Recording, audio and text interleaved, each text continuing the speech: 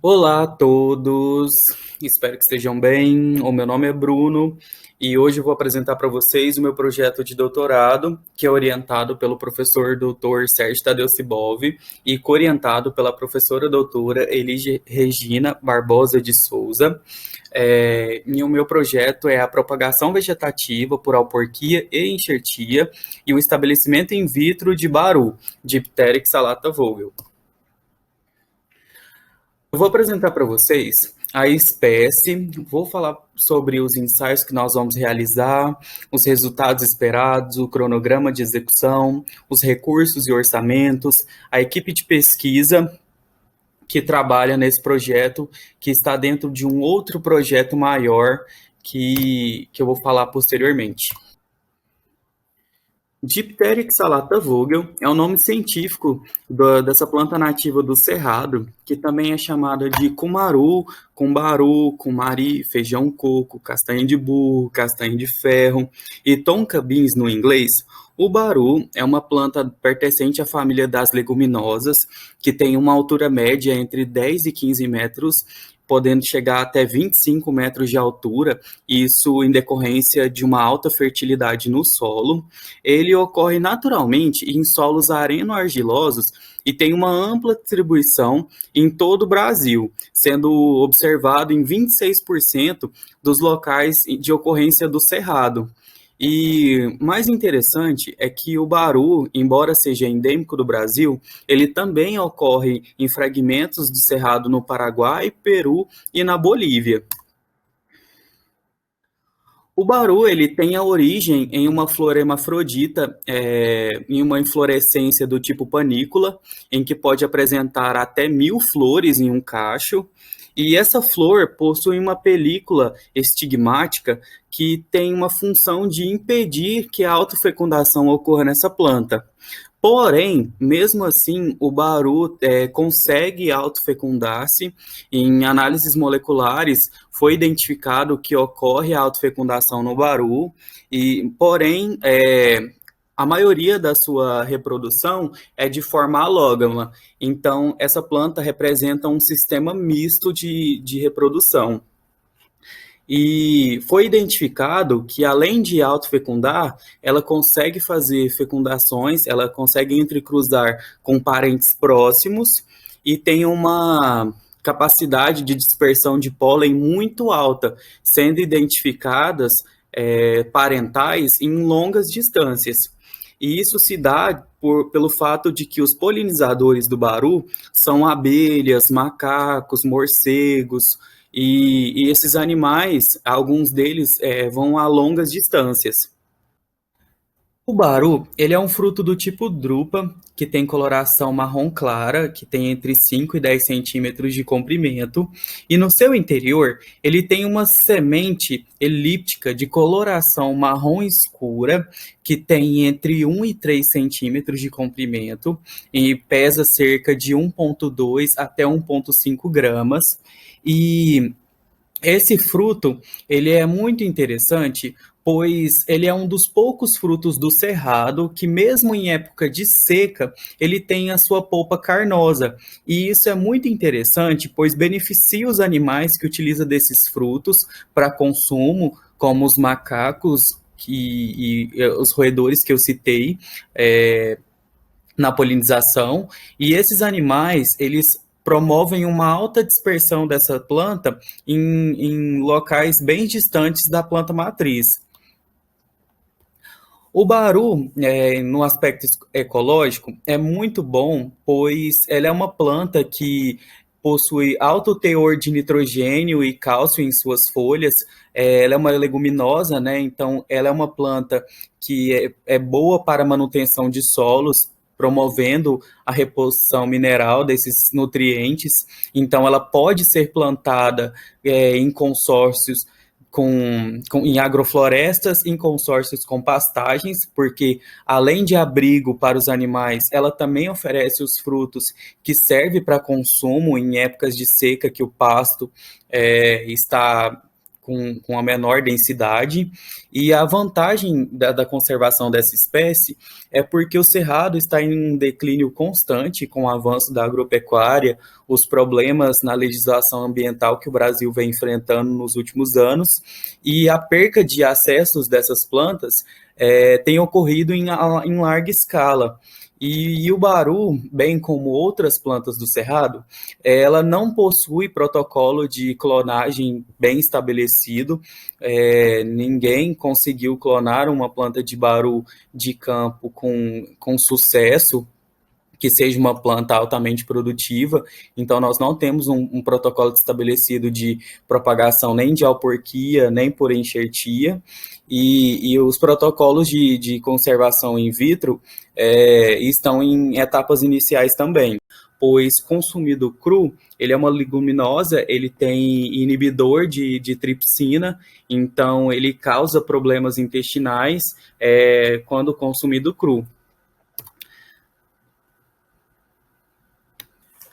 Pois bem, diante desses problemas que o baru enfrenta com a degradação do cerrado, a falta de tecnologias de propagação, o meu projeto ele vai focar justamente nessa questão que será a propagação do baru, e eu vou abordar de duas formas, que é a propagação in vitro do baru, e os experimentos que nós vamos realizar é a germinação em meio MS e WPM para avaliar quais são os melhores meios para ela, tanto para germinação e germinação em sistema mixotrófico, que é a germinação em tampas vedadas e não vedadas, que é para permitir a troca gasosa ou não da planta, para avaliar qual o melhor sistema de crescimento.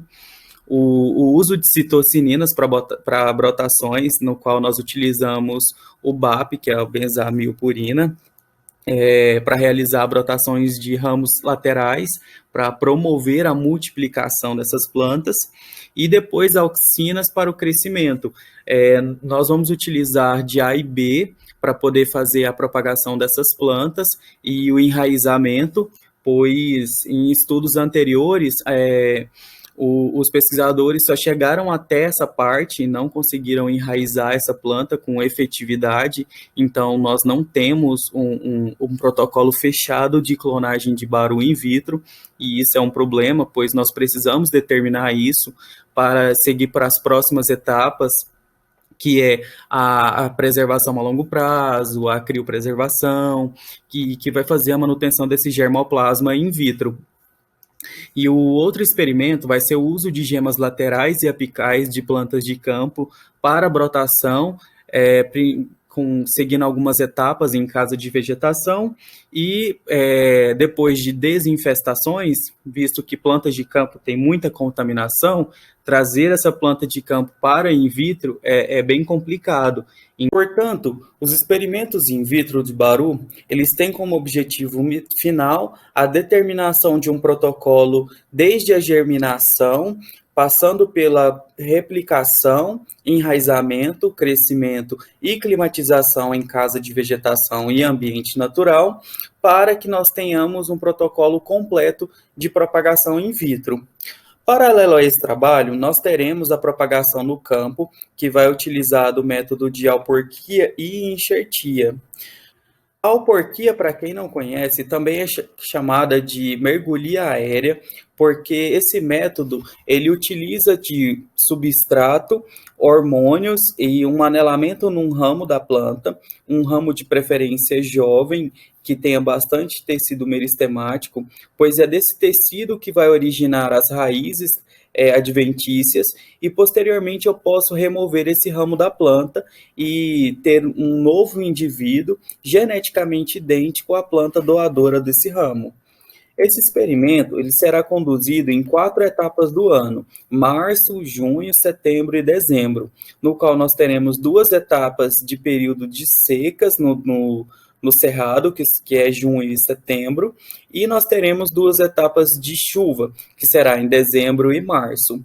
Essas 4 separações, elas têm como objetivo avaliar qual é o melhor período do ano em que a planta tem a maior produção de raízes, e em decorrência da interferência ou não do período de secas ou do período de chuvas. As plantas matrizes, elas já estão delimitadas na nossa coleção de plantas nativas aqui da UFG, e por planta é amarrado 5 alporques. O controle com 4 concentrações de hormônios para verificar as concentrações hormonais utilizadas, que será de 3, 5, 7 e 9 mil miligramas por litro de A e B.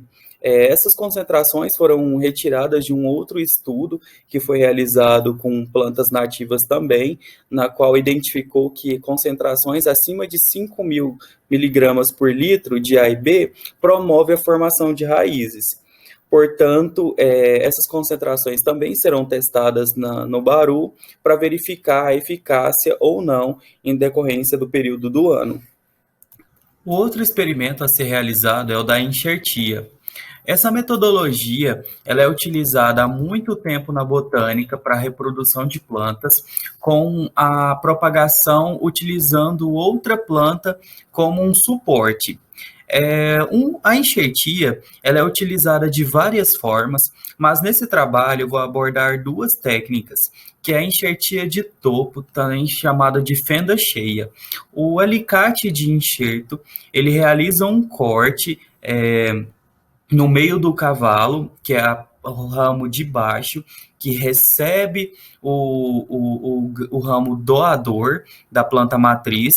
Esse cavalo, ele pode ser a mesma espécie ou pode ser planta de espécies diferentes, desde que ela esteja em gênero, no mesmo gênero ou num gênero próximo, que a receba com compatibilidade o ramo doador.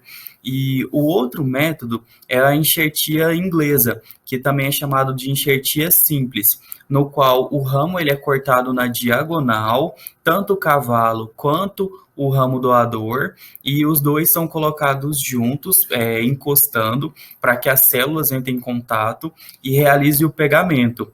Nos ambos os casos, o plástico é utilizado para manter a umidade do enxerto, e essa umidade sendo controlada, a probabilidade de pegamento e a técnica sendo eficaz é maior.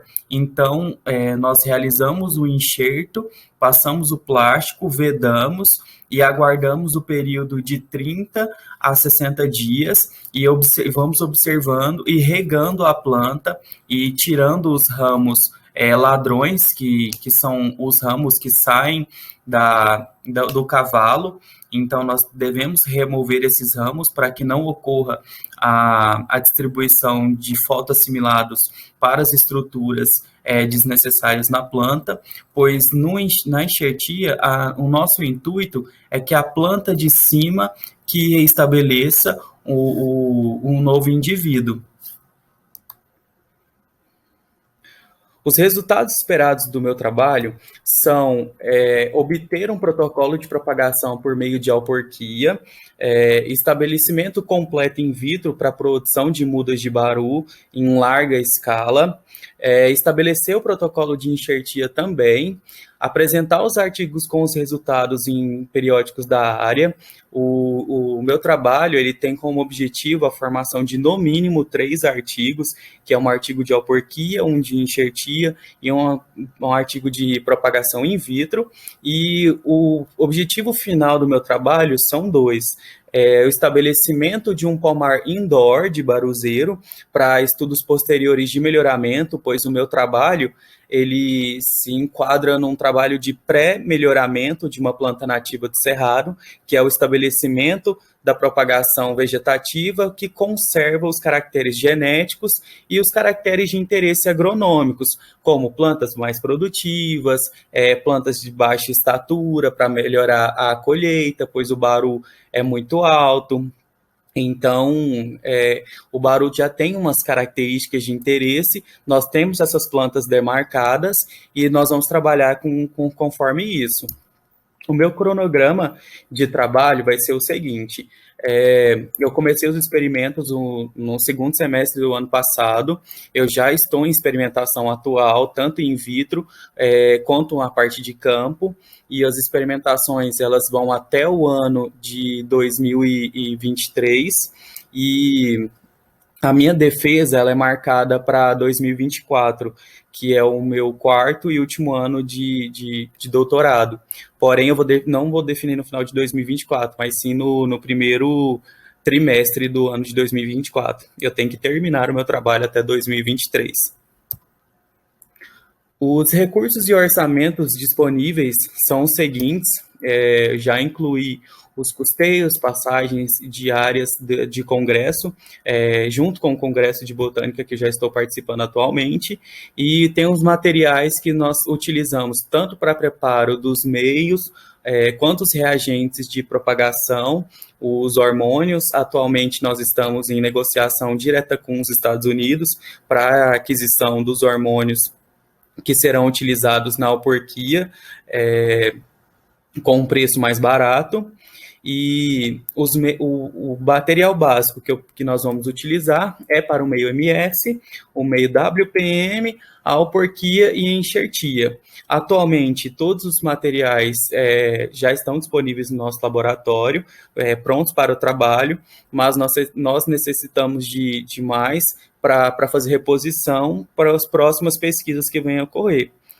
E a equipe de pesquisa, ela é bem grande, pois o meu projeto, ele está dentro de um projeto maior, que é da UFG, junto à Embrapa Cerrados, de Brasília, que ele está dentro desse projeto, que são as ferramentas biotecnológicas para o melhoramento acelerado do baroeiro e da mangabeira, que é basicamente fazer ferramentas tecnológicas voltadas para a sociedade. Então, o meu trabalho, além de ter esse cunho científico, ele tem que ter um retorno direto para o pequeno produtor. Ou seja, eu adotei dessas técnicas de enxertia e de alporquia, pois são técnicas que os produtores podem utilizar nas suas fazendas e podem utilizar dessa tecnologia que será gerada no final do meu trabalho.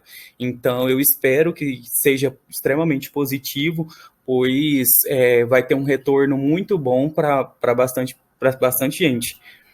E a equipe toda é o professor Sibov, que é meu orientador, a professora Eli Regina, que é minha orientadora, o professor Lázaro, que é o coordenador do projeto, a Musa, que é uma professora do IF e também trabalha na UFG, ela é uma pesquisadora que também trabalha na cultura de tecidos, o Anderson e a Fernanda são parceiros que ajudam muito. A gente tem o nosso grupo de trabalho, onde um ajuda o outro, tanto nas pesquisas quanto nas coletas. A Emiliane, que já traz uma bagagem muito grande da cultura de tecidos, desde o mestrado que eu fiz, e o Paulo, que é o técnico do nosso laboratório, que sempre nos salva aí em todos os trabalhos que a gente precisa de ajuda. Pois bem, o meu nome é Bruno, o meu projeto vai ser esse. Eu agradeço muito a atenção de vocês. Se tiverem alguma dúvida, podem me mandar e-mail, WhatsApp, não tem problema. E aí eu estou aí para a gente tirar as dúvidas. Eu agradeço muito a atenção de vocês e eu desejo uma ótima semana a todos.